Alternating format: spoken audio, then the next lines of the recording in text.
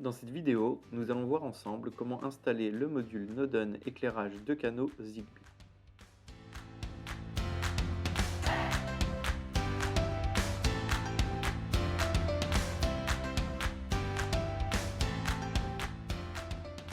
Tout d'abord, veillez à couper le courant au niveau de votre tableau électrique.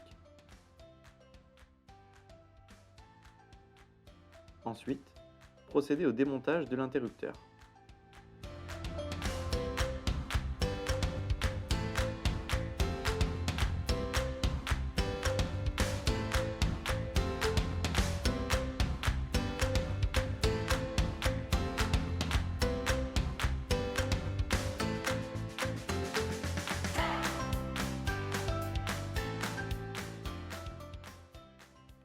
Utilisez un connecteur de type Wago pour obtenir deux fils de phase.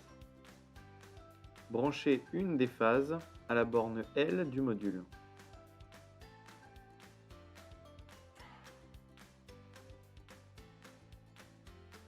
Ensuite, branchez l'autre phase à la borne L de votre interrupteur.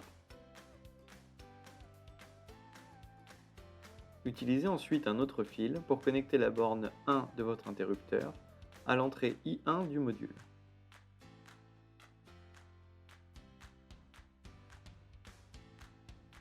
Ensuite, récupérez le fil de retour de lampe et connectez-le à la sortie numéro 1 du module.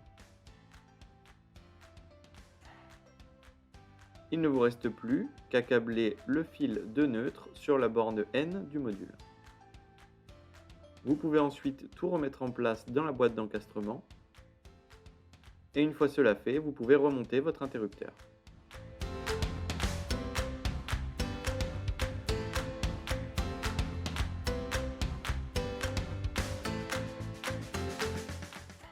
Vous pouvez ensuite remettre le courant au niveau de votre tableau électrique. Et ensuite tester le bon fonctionnement de votre interrupteur et l'allumage-extinction de votre lampe.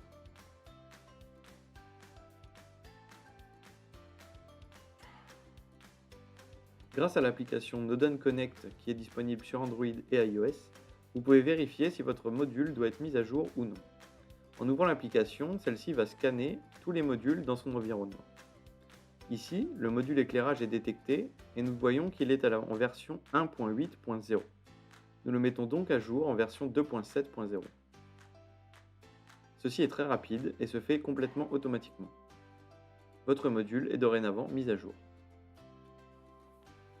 Il est important de noter que le module Zigbee sera en mode inclusion 30 minutes après sa première mise sous tension.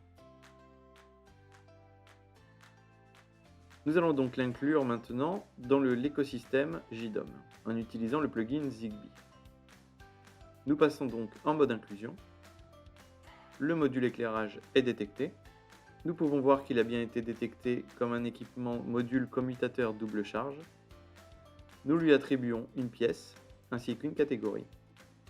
Et ensuite, nous testons son bon fonctionnement en retournant dans le dashboard.